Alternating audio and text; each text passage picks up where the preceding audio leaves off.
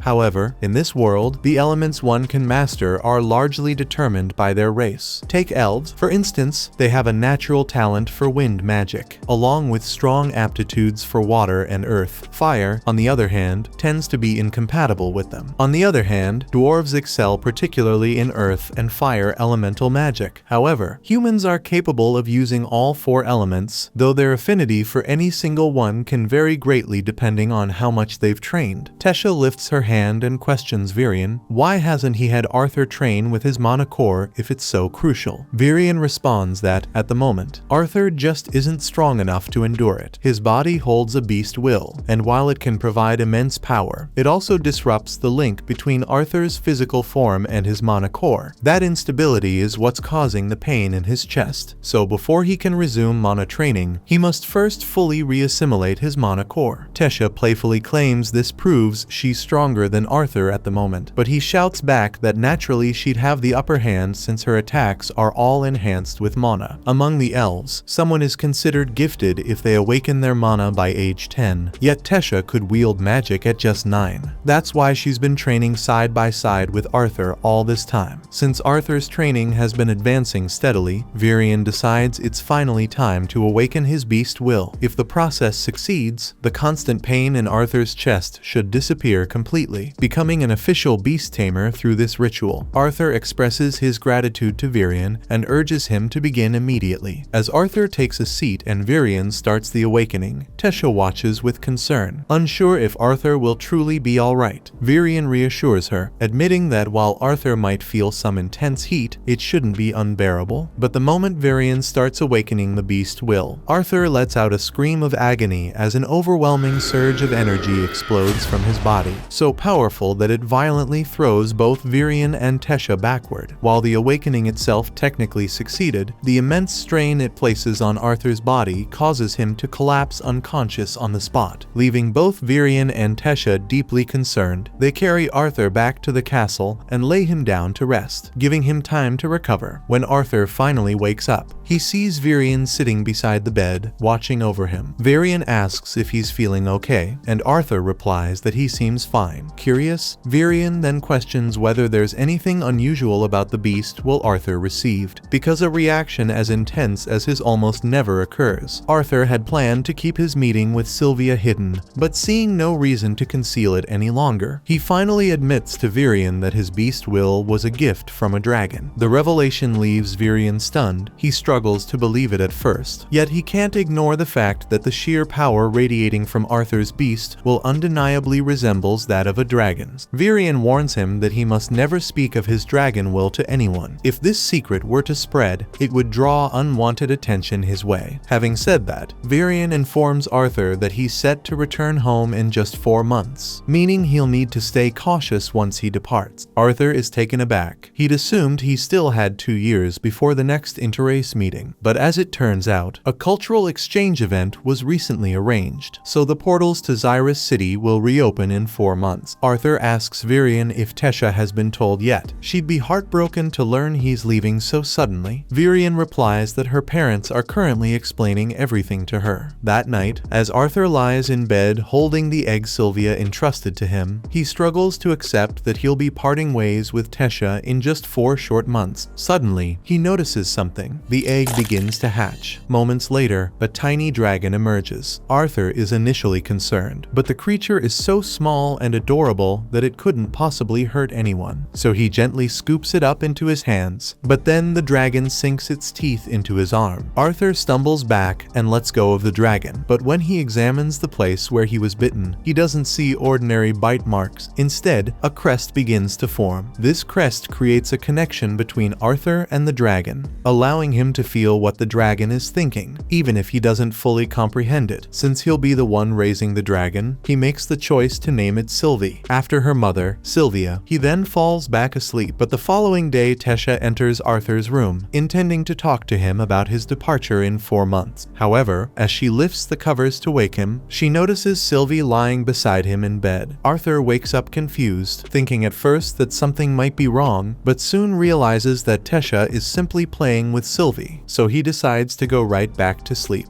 That same day, Arthur and Tesha head to the training grounds for their session with Virion, with Tesha doing her utmost to win Sylvie's affection. However, after nearly squeezing her too tightly earlier, Sylvie keeps her distance from Tesha. When they finally spot Virion, and the moment he notices Sylvie on Arthur's head, he almost has a heart attack, never having dreamed he'd witness a real dragon in his lifetime. As Tesha keeps playing with Sylvie, Arthur explains that Sylvie only hatched because of the beast will awaken awakening he experienced the day before. He worries that having Sylvie around could cause trouble. If people figured out she was a dragon, it would be disastrous, but Virion reassures him, saying there's no need to stress over it. Dragons are little more than legends these days, so nobody would ever guess Arthur's little companion is actually one. All he has to do is pass her off as some rare creature that simply resembles a dragon. Putting that aside, it's time for them to start today's training. Virion informs Arthur that now that he's awakened his beast will, he'll need to train both his beast core and mana core at the same time, and the most effective way to do that is through real combat experience. With that, Virion begins to transform. Once the transformation is complete, he announces that Arthur's training begins immediately. Arthur prepares for an attack, but Virion merely takes a single step forward and disappears. Arthur attempts to defend himself, but tracking Virion's movements proves impossible. He has no clue where the attack might come from. He senses Virion's presence lingering nearby, yet despite his best efforts, he can't detect even the slightest hint of his location. It's an incredible skill, but Arthur isn't eager to get pummeled just for a demonstration. Without hesitation, he throws his hands up in surrender. The moment he does, Virion materializes behind him and Arthur is frustrated because fighting him is just too unfair. Virion could have struck Arthur at any moment during that exchange, and Arthur still wouldn't have had the slightest idea where he was.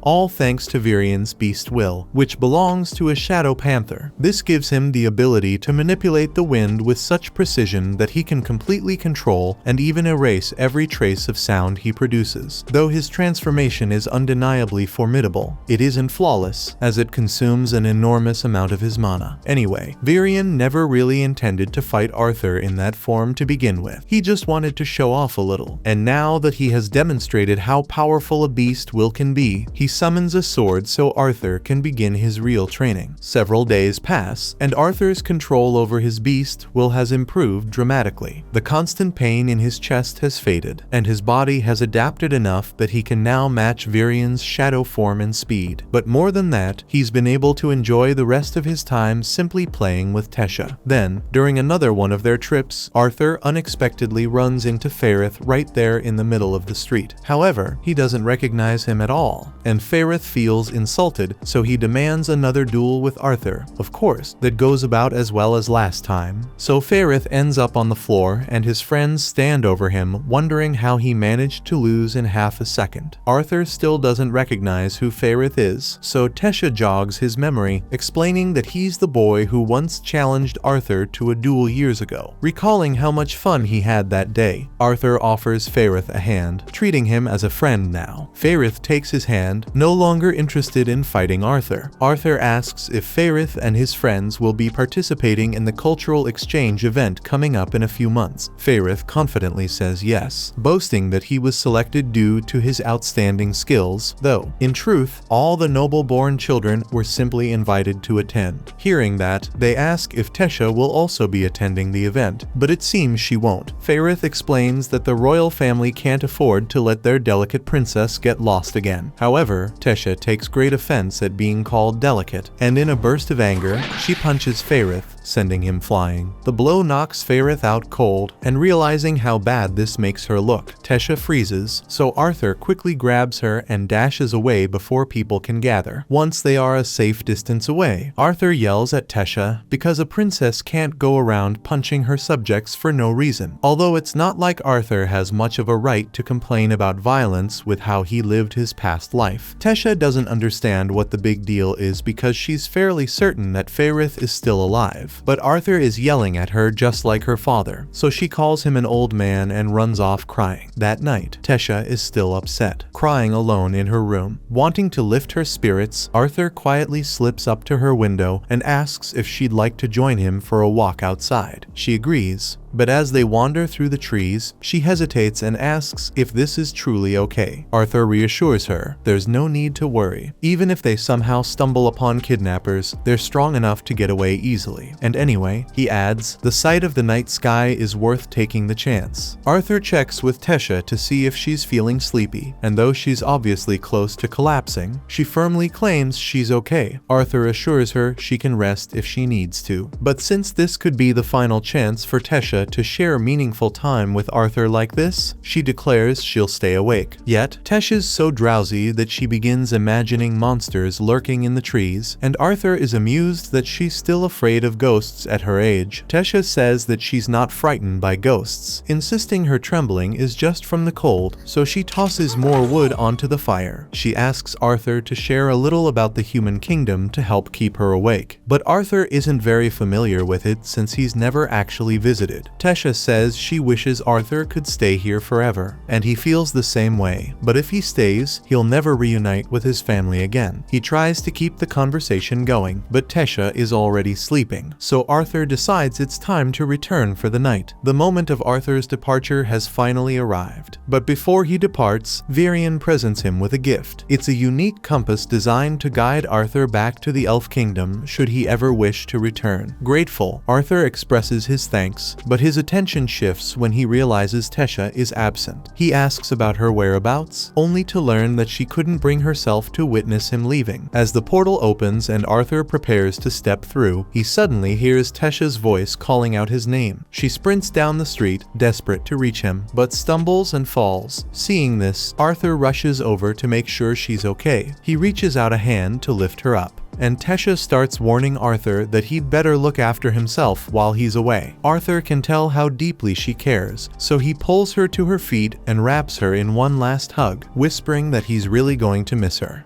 Upon reaching the city of Xyrus, Arthur is reunited with his parents and discovers he now has a younger sister named Elena. For years, Alice and Reynold have been sharing stories about Arthur with her, so she's thrilled to finally meet him. Once they step inside, Alice quickly starts questioning Arthur about his well-being. The last time they spoke, he had mentioned feeling ill, so she's eager to find out if he has recovered. Arthur reassures her that he's fine and there's no need for concern, though he still has plenty to share. He then recounts everything that happened after being separated from his family, though he carefully omits any mention of meeting Sylvia or inheriting her beast will. Instead, he tells them about encountering Tesha and describes the time he spent in the Elf Kingdom while recovering from his illness. Alice questions whether he's truly okay, warning him that if his condition were to worsen again, they wouldn't be able to treat him here. Arthur, however, insists that won't happen. Since he can't reveal the truth about his beast will, he fabricates an explanation, claiming his illness was due to awakening too early, which destabilized his mana core. Though it bothers him to deceive his parents, Arthur knows it's necessary, until he grows strong enough to handle any potential dangers. Revealing everything would be too risky. At that moment, Reynold catches sight of Sylvie and asks Arthur about her origin. Arthur quickly fabricates a story, saying he discovered Sylvie inside a mana beast's cave. From that point on, he chose to take her in and made her his pet. Elena appears to get along with her just fine. On that note, Reynold still has more things he wants to know, so he stands up and asks Arthur what stage his mana core is currently at. Alice scolds Reynold, accusing him of trying to start a fight with Arthur right after he returned from a long trip, but Reynold doesn't see anything wrong with wanting to gauge how much stronger his son has become. Arthur isn't bothered by the questions, but before responding further, he's curious about Reynold's occupation. How else could they afford such a comfortable home? Reynold clarifies that he serves as a security instructor at the Helstia auction house and reveals that his mana core has reached the dark orange stage. Arthur is genuinely impressed by this revelation, since reaching an orange level mana core is no small feat. Mana cores span a spectrum from black to white, with the core growing stronger as its color lightens. Reynold, being an augmenter, clearly dedicates significant effort to physical training. Feeling quite proud of himself, Reynold asks Arthur what stage his mana core has reached, and Arthur replies that he's at the light red stage. Reynold lets out a curse when he realizes that Arthur is almost at his level, completely forgetting that Elena is still in the room. He still can't wrap his head around the fact that Arthur is so close from overtaking him in strength, and he refuses to accept that without a challenge, so he tells Arthur to spar with him in the garden right away. Arthur accepts the challenge, but before they can step outside, the living room doors burst open as few strangers enter, inquiring whether Reynolds' son has returned yet. Reynolds presents the man to Arthur as Vincent Helstia, the proprietor of the auction house where Reynolds is employed. Both Vincent and his wife, Tabitha, express their delight at finally meeting Arthur, as she's heard countless stories about him. Arthur, in turn, replies that the honor is his. Vincent can't help but remark on Arthur's politeness, joking that such refined manners certainly couldn't have been learned from Reynolds. Continuing the introductions, Vincent and Tabitha present their daughter, Lilia, to Arthur. Initially, she appears quite shy around him, but the moment she notices Sylvie perched on Arthur's shoulder, she's completely in love. She asks Arthur if she can pet Sylvie, and as soon as he agrees, she eagerly scoops the creature into her arms, showering it with affection. While Lilia is busy with that, Reynolds lets Arthur know that this house belongs to Vincent, so it might be a good idea to get his approval before they end up breaking anything. The moment Reynolds brings up the possibility of destruction, Vincent starts to get nervous, and his concerns are quickly validated when he learns that Reynolds and Arthur are having a sparring match in the garden. The group makes their way outside to observe the duel, though Vincent hesitates, questioning whether it's truly appropriate for Arthur and Reynolds to spar. He struggles to accept that someone Arthur's age could have already reached the light red core stage. However, Alice reassures him that Arthur has always been a fast learner, and besides, he'd have no reason to fabricate such a claim. So Tabitha tells Vincent to relax and simply enjoy the spectacle. In truth, Arthur could have advanced to the orange stage years ago, but during his time training with his beast will, he wasn't permitted to work on his mana core. Even so, he's got a few other tricks he's eager to show off. As the match gets underway, Arthur and Reynolds start exchanging blows, and Reynolds is genuinely impressed by how much stronger Arthur has become, though he still manages to overpower him when it comes to raw strength. Eventually, some space opens up between them, and Reynolds says he wants to take things up a level, igniting his hand in flames and telling Arthur he still has a chance to back out if he wants to. In this world, every mage possesses an elemental affinity, a type of mana they resonate with most naturally. While conjurers can effortlessly wield their aligned element, augmenters typically struggle to do the same. That said, there's a notable exception. Once an augmenter advances to a high enough level, they gain the ability to recognize their elemental compatibility and channel it to enhance their physical strikes. Reynolds has become much harder to handle after imbuing his body with fire magic.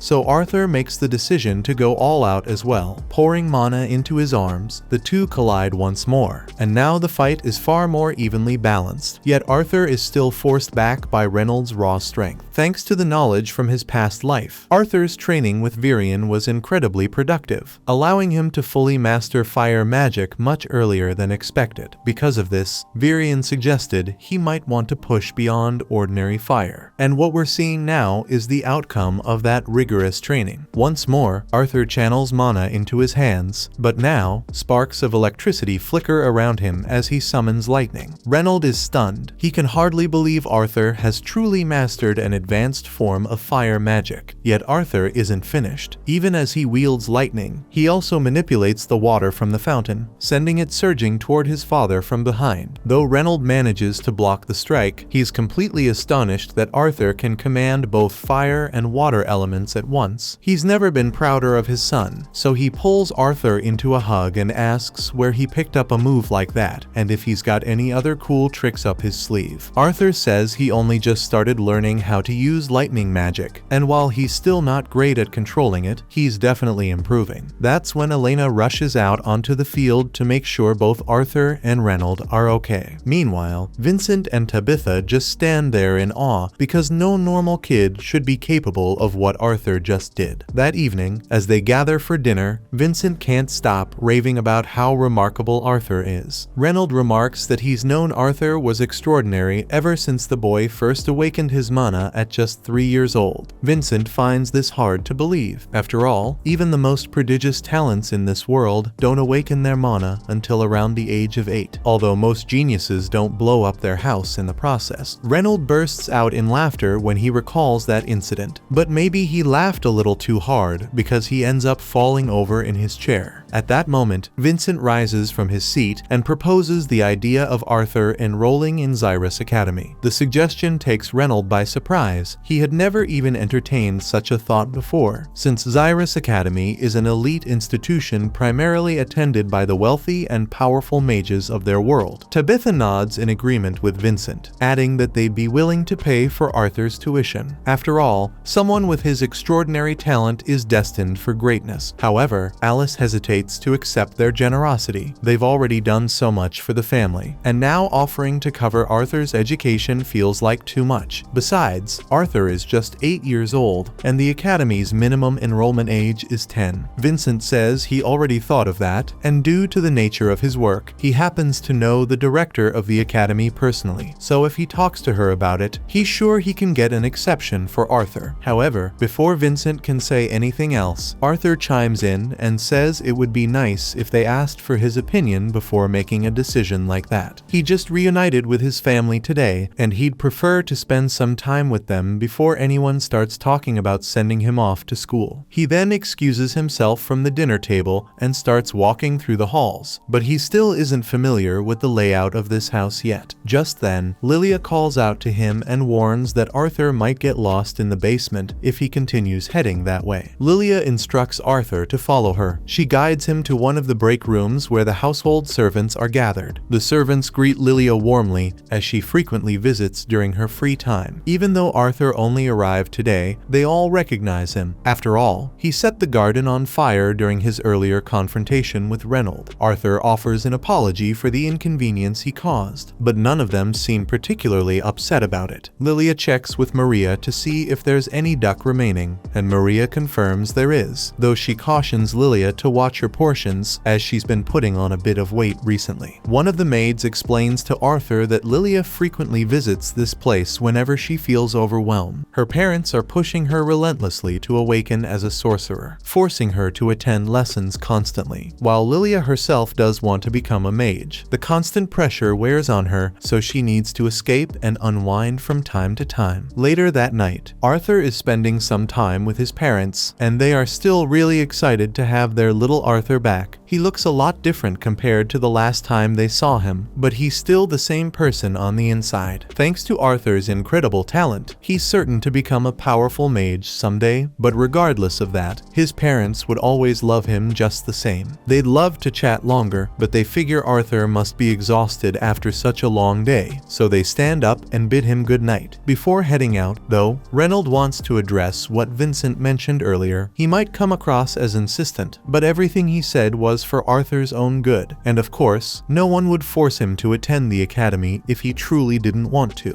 The following morning, Arthur wakes up in a hurry and dashes downstairs. He's got visitors waiting to see him. The Twin Horns squad had caught wind of Arthur's return and decided to drop by for a visit. While Arthur's delighted to reunite with them, Angela's even more thrilled, immediately sweeping him up in a tight hug. After Angela finally releases her grip, Arthur exchanges greetings with the rest of the group. But then, without warning, Jasmine begins running her hands over Arthur's body, inspecting him closely. It might seem a little strange, but she's just making sure Arthur didn't sustain any injuries. Once she's certain he's alright, she hugs him and says sorry for what occurred. She feels responsible for failing to protect Arthur when he got separated from the others that day, so seeing him unharmed brings her immense relief. After some time passes, everyone finally settles and so they can all catch up, and Arthur is taken aback when he hears that the Twin Horns actually stayed for a while in the distant city of Estiston. They landed a highly profitable job there, but in the end, they had to return to the capital for another mission. Listening to their stories made Arthur understand just how little he actually knows about the kingdom of Sapin, not to mention the vast continent of Dickathon. Becoming an adventurer could be a great way to explore the world, but that would require leaving his family behind once more, and he isn't entirely sure he's ready for that.